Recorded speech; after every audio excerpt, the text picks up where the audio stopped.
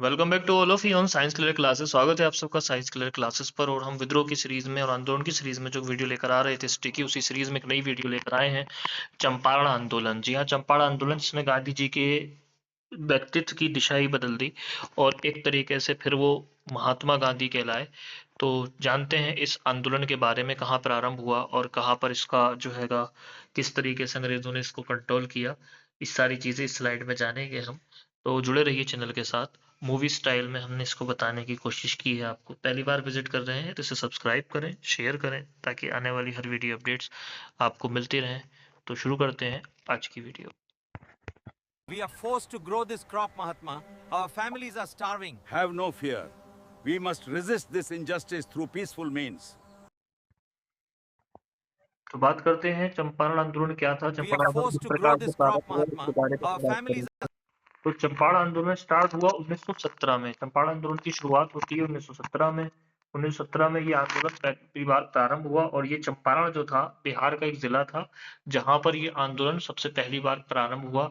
और इसका जो नेतृत्व था वो मुख्य रूप से गांधी जी ने किया।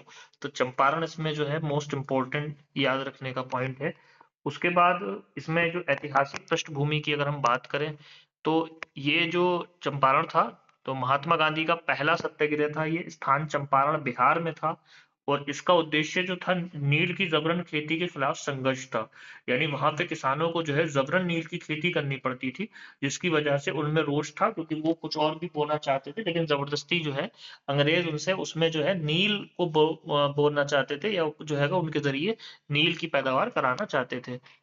तो इसकी अगर हम ऐतिहासिक पृष्ठभूमि की बात करें तो ऐतिहासिक पृष्ठभूमि में आपको जो हैगा अंग्रेज नीलों द्वारा किसानों पर अत्याचार किया गया और किसानों को जबरन नील की खेती कराई जाती थी, जिसकी वजह से किसान जो थे उसमें उनके खिलाफ रोष था और किसान चाहते थे कि इसको उखाड़ फेंके पूरे सिस्टम को। उसके बाद इसमें जो तीन कठिया प्रथा थी, सबसे मोस्ट इंपॉर्टेंट है एग्जाम के लिए। तीन कठिया प्रथा क्या होती है? तीन कठिया प्रथा में ये मतलब था कि 20 बटा यानी 3/20, 20 के तीन भाग में से आपको क्या करना था, नील बोना था। मान लो जिस पे जितनी भी जमीन थी उसकी अपनी जमीन का 3/20 भाग जो था वो जो था नील बोना था। जबरदस्ती ये अंग्रेजों ने ऐसी प्रथा बनाई थी। इसे ही जो है नील कठिया प्रथा या जो है तीन कठिया प्रथा कहते हैं। इसके बाद अगली चीज इसमें ऐड करेंगे